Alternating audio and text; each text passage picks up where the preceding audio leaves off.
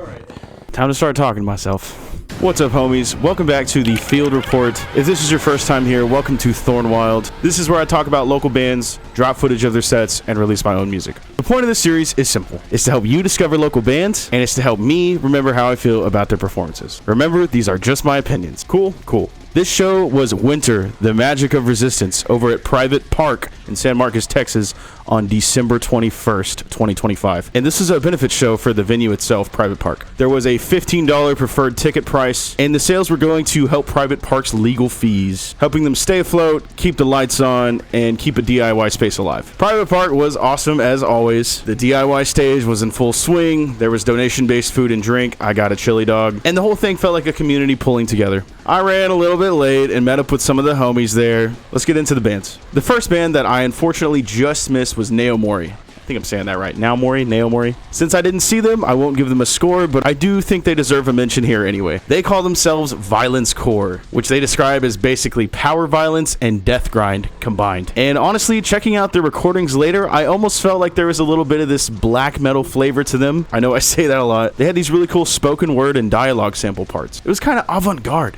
Pretty cool. They said they're for fans of Combat Wounded Veteran, Gulch, Crossed Out, Napalm Death, and HKFY, which tells you everything you need to know about how violent their vibe is. I think, holy shit, I'm seeing right now they actually just released their first EP, Four Horsemen of the Apocalypse, and it looks like they've got some shows coming up around the Dallas-Fort Worth area, especially Torchfest 2026 at the Haltom Theater. That's on January 16th, so keep an eye out if you're in that area. Big thanks to these homies for traveling out and playing in little San Marcos, Texas over here for us. We really appreciate it. Private Park needs shit like that to stay alive. First band I actually saw of the evening was the well-established Fall of Eldar. It was great to see them again, and of course their vocalist Frank was one of the main forces behind helping this shit happen and helping get some of the bands booked. To my understanding, they were having some pretty gnarly problems with their inner monitors because Frank told me afterward, and I just told him, like, bro, I had no idea. You guys still ripped so hard.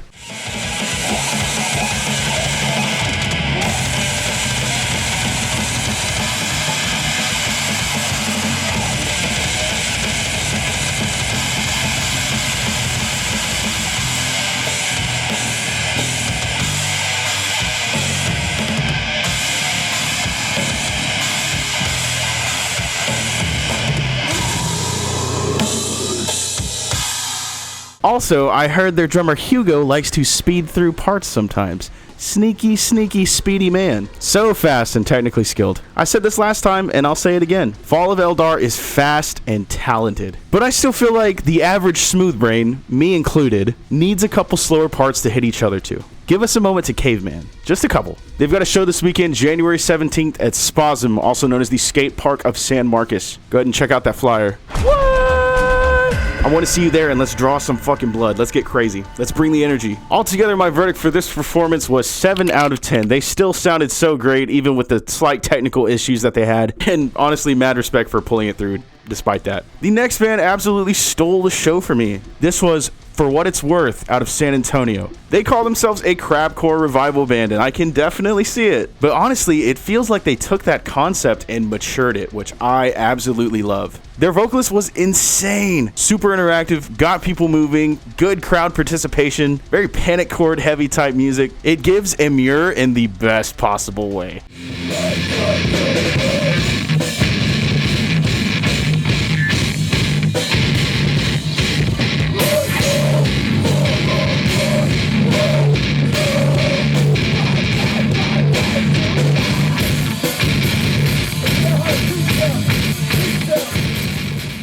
And I know where you got that stomp from, and you're doing it mad justice.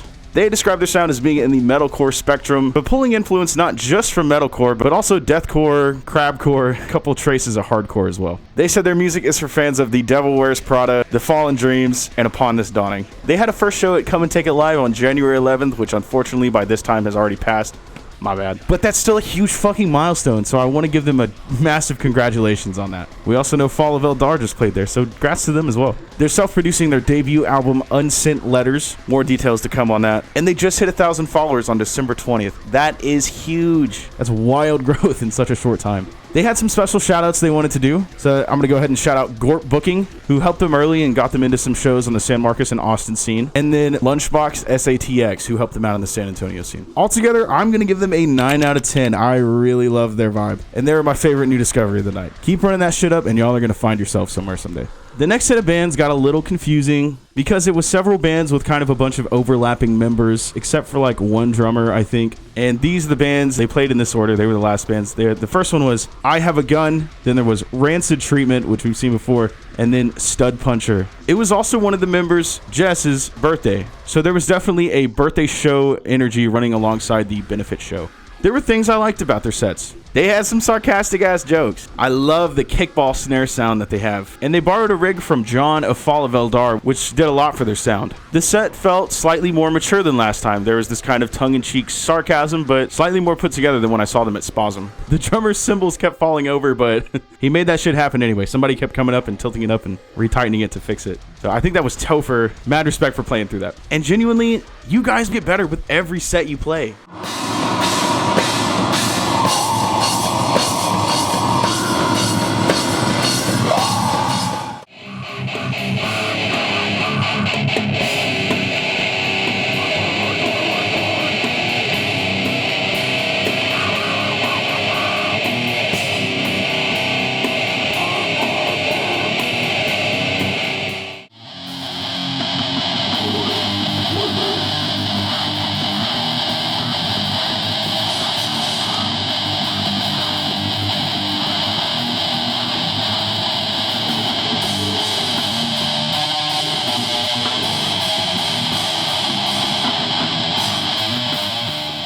But now I gotta talk about something unfortunate. What the fuck is this?